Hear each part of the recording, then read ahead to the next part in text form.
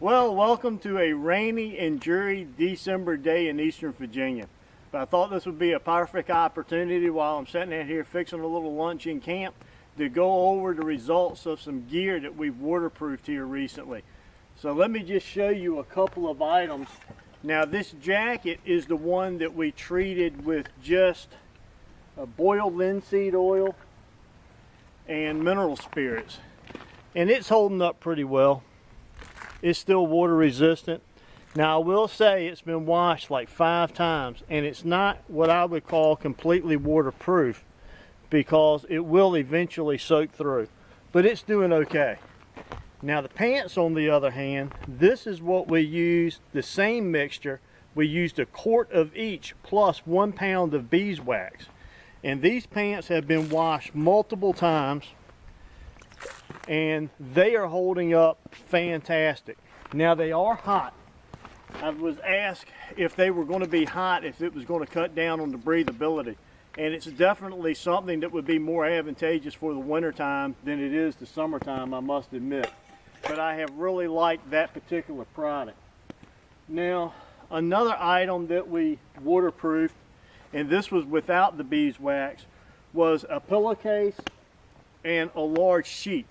And this is what I use for my ground cloth when I'm setting up my plow point shelter or a simple lean-to.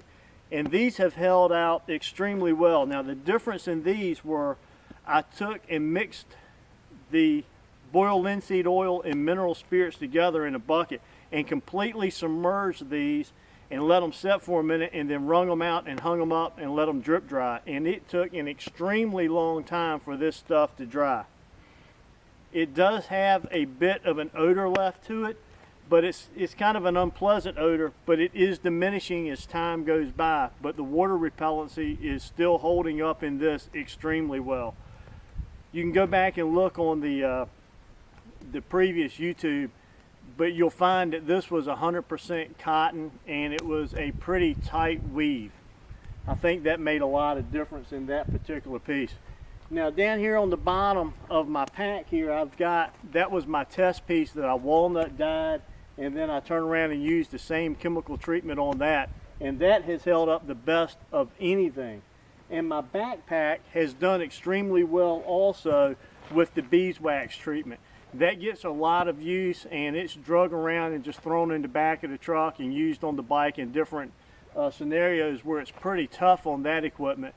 But I've been pretty impressed with the way that that goes. So in hindsight, what did I find out?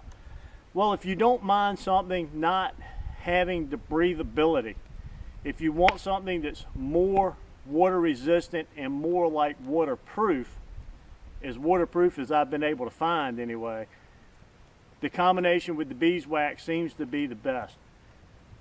It's temperamental when you're putting it on, and it takes a lot of work to get that beeswax to really saturate down into that garment, but the smell is very pleasant. It's almost kind of a sweet smell, and I've used these garments while I'm hunting and it does not seem to affect my ability to get close to game at all. I've been within just a few yards of game and I could see them smelling, and I don't know what they were smelling, but they kept coming closer, so it didn't seem to be a detriment at all. So just a short video today. I just wanted to give you an update on how these were going, you know, after several washings and a few weeks of use, and some of it's been over a year now. So anyway, thanks for joining me for this video. Hope you found it helpful. I enjoyed bringing it to you. I'm Tim Langston with Red Dog Bushcraft, home of global safety and survival. Until next time, God bless.